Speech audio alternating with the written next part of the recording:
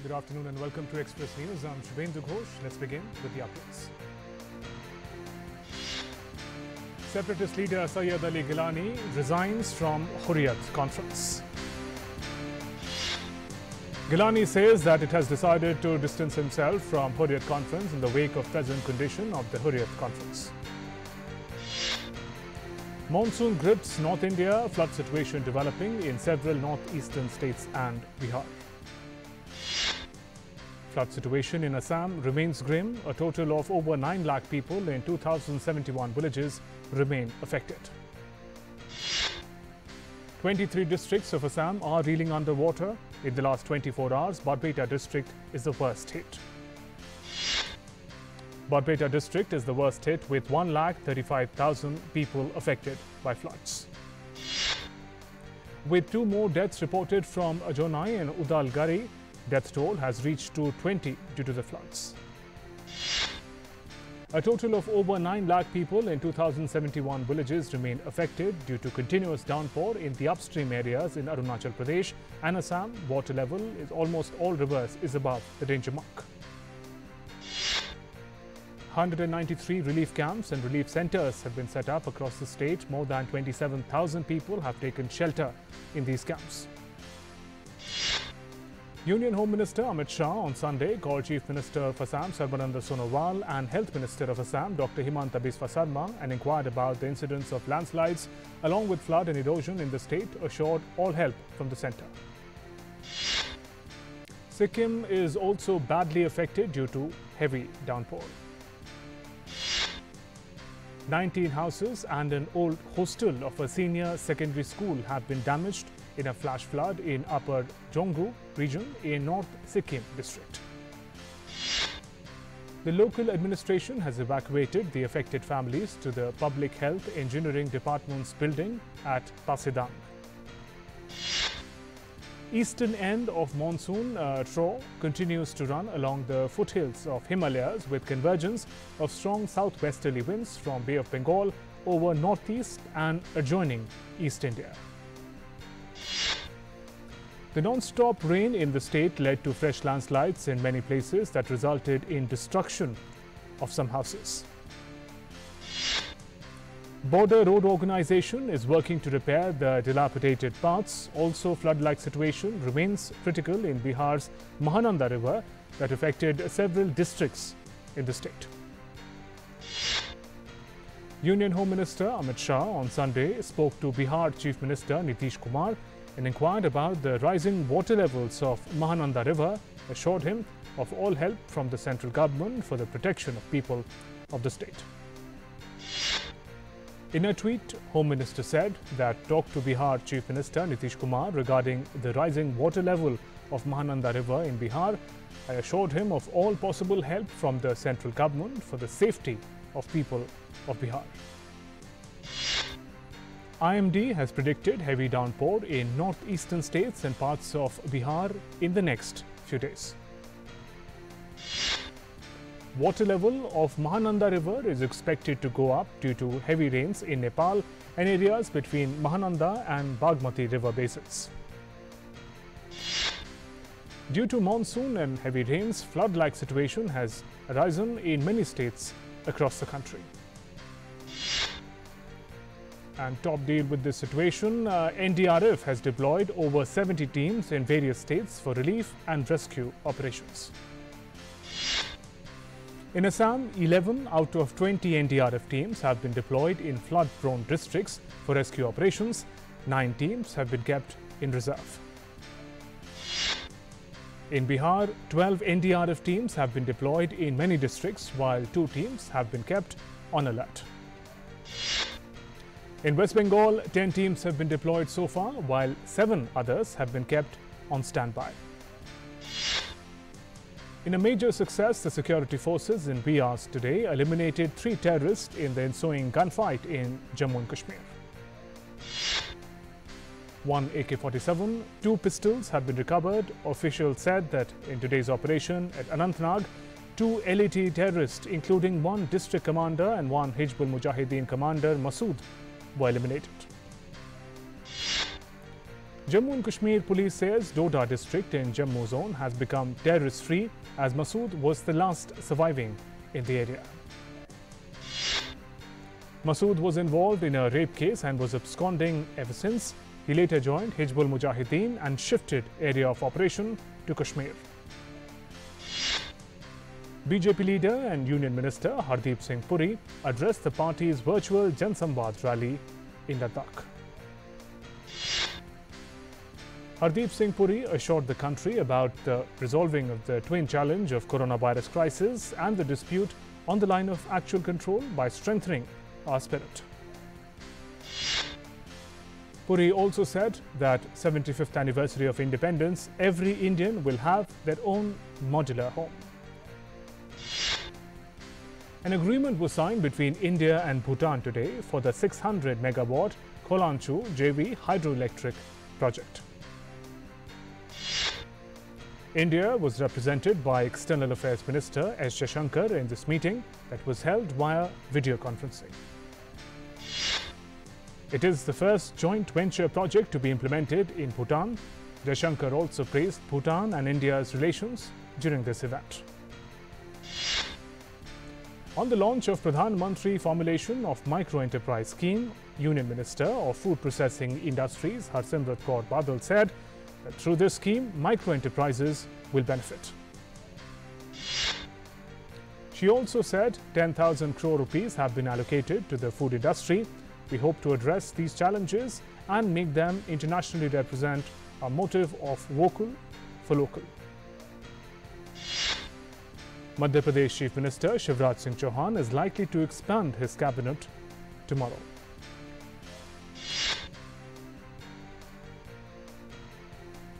On Sunday, Shivraj Singh Chouhan met several BJP leaders, including Minister of Agriculture, Farmers Welfare Narendra Singh Tomar in Delhi.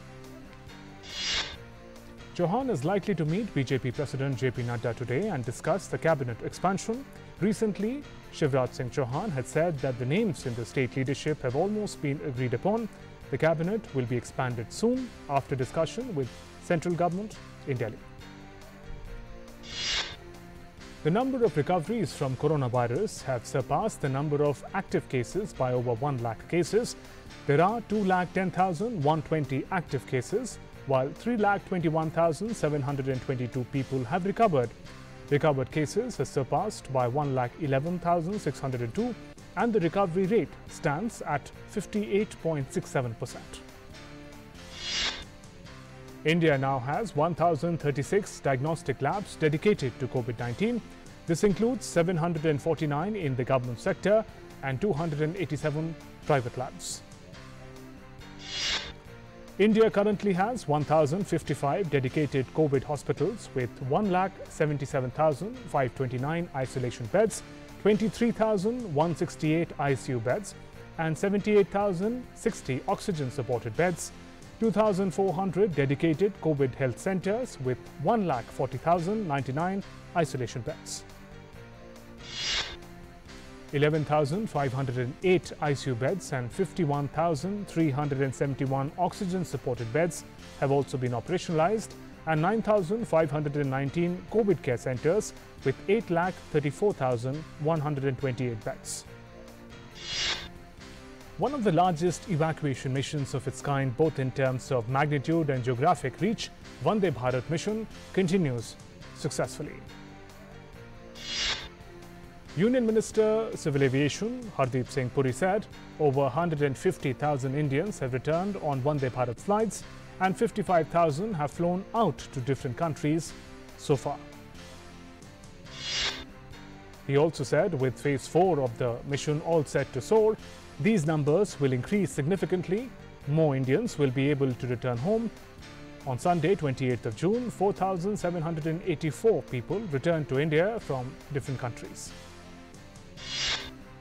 After 55 days of deployment to the southern Indian Ocean region as part of Mission Sagar, Indian naval ship Kesari arrived at Kochi port. The ship was deployed on a special COVID relief mission and made port calls at Malé, Maldives, Port Louis in Mauritius and Madagascar, Moroni in Comoros Islands and Port Victoria in Seychelles for delivery of some 580 tons of food aid and essential medical stores to local authorities.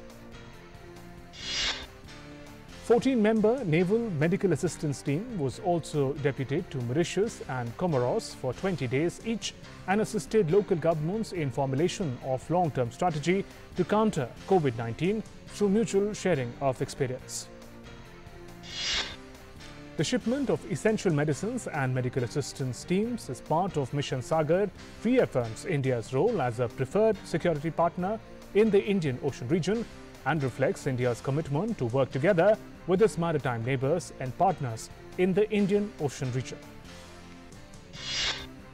As the COVID-19 pandemic is tightening its grip on the country, 30,000 PPE kits made in Daman, 31,000 N95 masks, 10 crore hydroxychloroquine tablets, a large number of sanitizers have been sent to other states through Daman and Diu administration. Daman has got another chance to start the production of remdesivir injection after approval by Drug Controller General of India. Daman's sovereign pharma company, while the Cipla company, has the opportunity to manufacture remdesivir injection. In a month, more than 50,000 remdesivir injections will be sent out of Daman. The medicine is used on patients with high risk contracting of COVID-19, such as people above the age of 60 and people with pertaining diseases.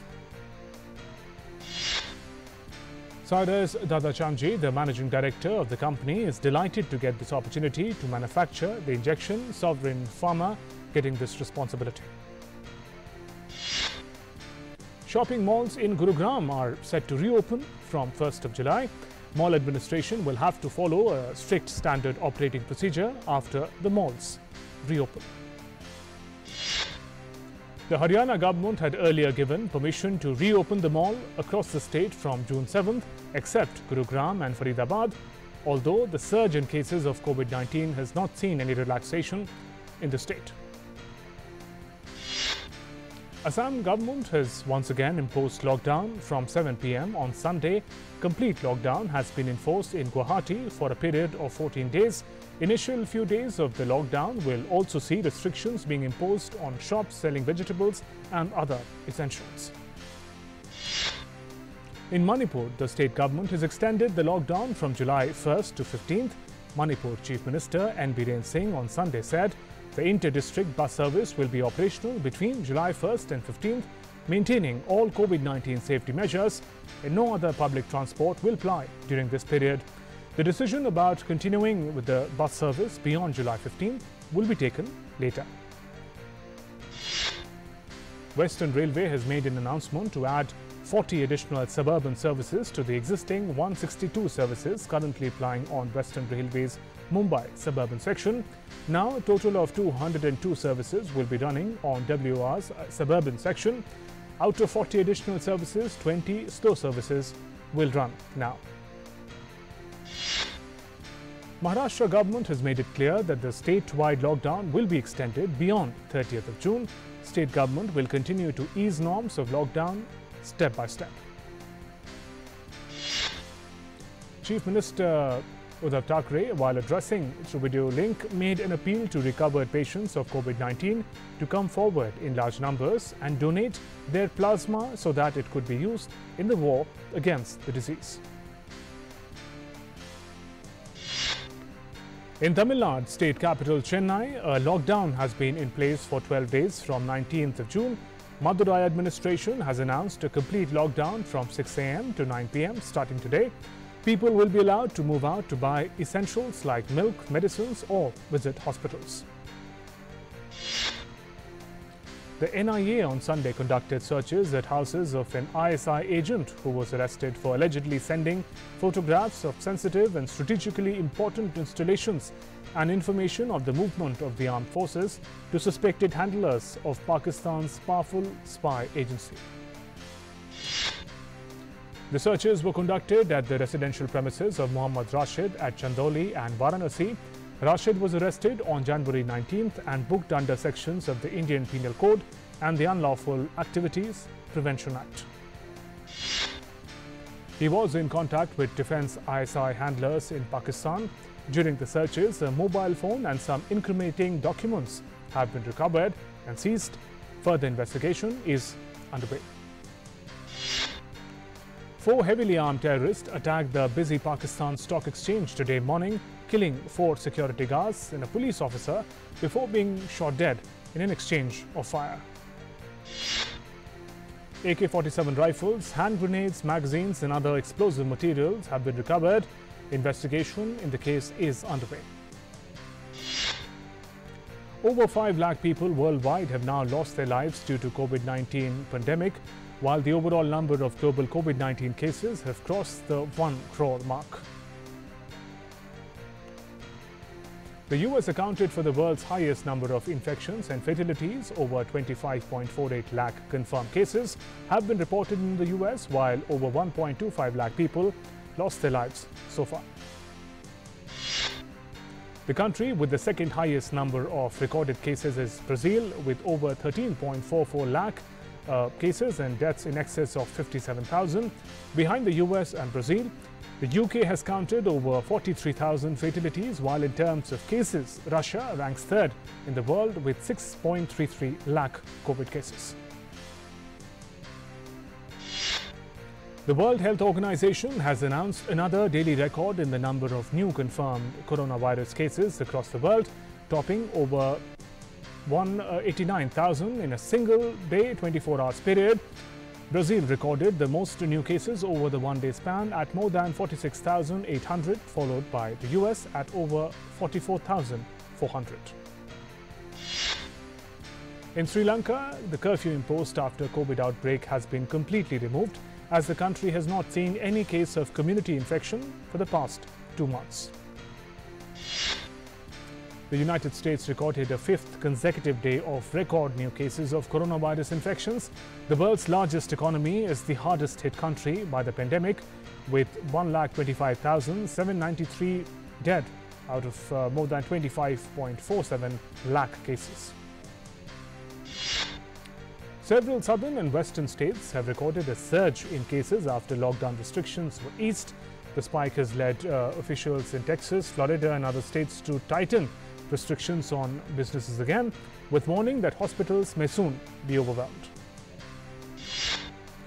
One day after Florida reported a record number of new infections of the novel coronavirus for the second day in a row, Governor Ron DeSantis has announced that the resurgence of cases of COVID-19 is unrelated to the state's reopening. Florida governor has said that interactions among young people are driving the surge in confirmed cases. Florida Department of Health reported on Sunday more than 8,500 new confirmed cases of COVID-19 and 29 deaths. Haiti, the poorest country in Latin America and one of the most crowded countries, has been hit by coronavirus pandemic, and the situation there could deteriorate faster. The virus has spread in the crowded slums of Haiti. Haiti is reliant on initiative by foreign aid organizations given its feeble healthcare system. Given the reluctance of many Haitians to go for treatment, many believe the toll from COVID-19 is far higher than the 100 deaths officially registered till date. As governments in Europe and some parts of Asia have managed to stem the spread of coronavirus, Latin America and Caribbean, home to some 654 million people with a very uneven distribution of wealth, have emerged as one of the new epicenters of the pandemic. The Mississippi House of Representatives and Senate passed a bill on Sunday to change the state's flag, which has a Confederate battle emblem in the corner. The House voted in favor of the bill 91 to 23, with a vote 37 to 14 in the Senate. Mississippi's state flag was adopted in the year 1894 and is the last one in the US to feature a Confederate emblem. The bill creates a 9-member commission tasked with adopting a new flag without any Confederate emblems, which must include the words "In God We Trust." In November, the design will go before the voters for approval. Confederate monuments and symbols are under heightened criticism after the death of George Floyd sparked demonstrations. The state had faced mounting pressure to change its flag during the past month amid international protest against racial injustice in the United States. Several players from the Washington Spirit and Chicago Red Stars took a knee during the U.S. national anthem prior to the National Women's Soccer League match late on Saturday. The National Women's Soccer League is the first team sports league in the U.S. to play after COVID-19 outbreak, with 8 of the 9 teams taking part in the 23-game Challenge Cup. In Poland's presidential elections, incumbent Andrzej Duda won the most votes in the first round. An exit poll showed, setting the stage for a tight runoff vote that may shape Poland's relations with the European Union for years to come. The re-election of government ally Duda, who would now face Liberal Warsaw Mayor Rafał Trzaskowski in a runoff, is crucial if the ruling Nationalist Law and Justice are to implement their conservative agenda, including reforms the EU says undermine the independence of the judiciary. Duda got 41.8% of the votes, the exit poll showed, while Trzaskowski came second with 30.4 votes. Prime Minister Boris Johnson will be announcing massive spending plans today to boost Britain's coronavirus-hit economy as pressure grows on the government over its handling of the crisis. And with that, we conclude this edition of Express News. News and updates continue after a short break. Namaskar.